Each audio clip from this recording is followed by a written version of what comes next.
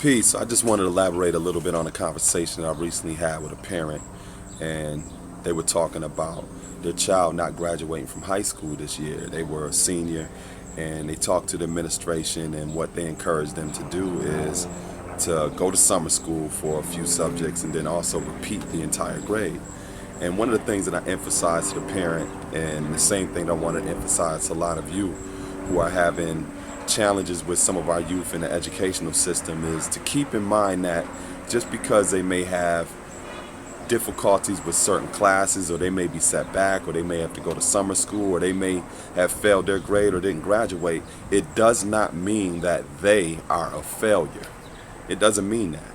What it does mean is, according to their educational career, because they may have not passed something, or because they're having certain challenges, or they may have been a high school dropout, that in itself has created a unique set of challenges for them when it comes to their career path, when it comes to them being employable or finding a job or creating a job, as well as fulfilling their life purpose. So, in saying that, I think it's very important for them to understand that it doesn't mean that you're doomed.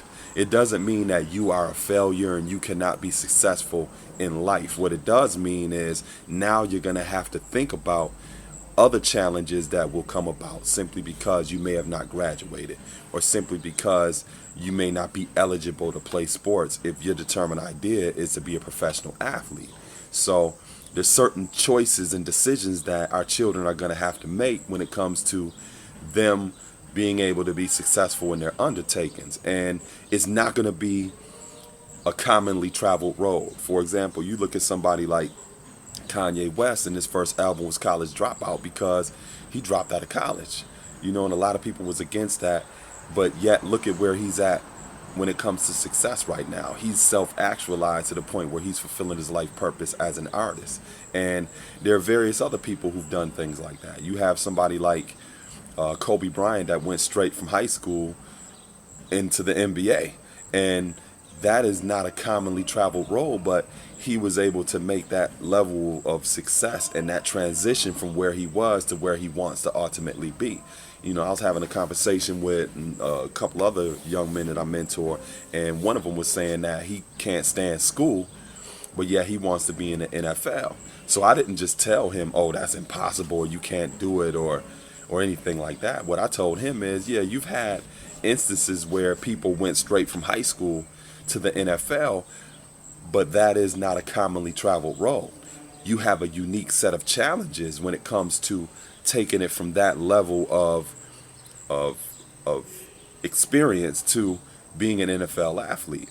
One of the reasons why it's not a commonly traveled road is because the people who are scouting you don't have as much data or information to assess what your potential is on and off the field.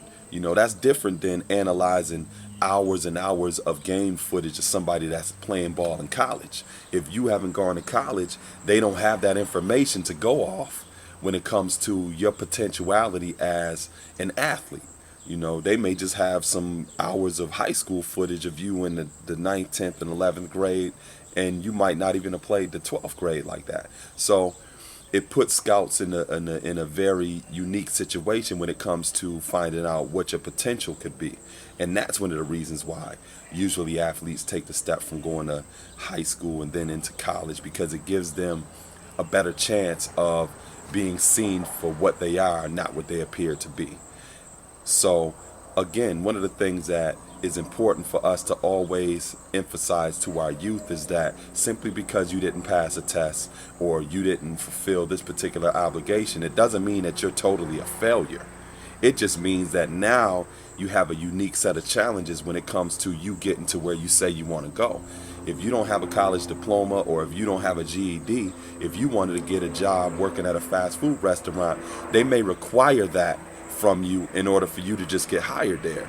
So if you don't have it, that means you are facing a unique challenge when it comes to you being employable. You may have to go back and get that high school diploma. You may have to get that GED just to have this job.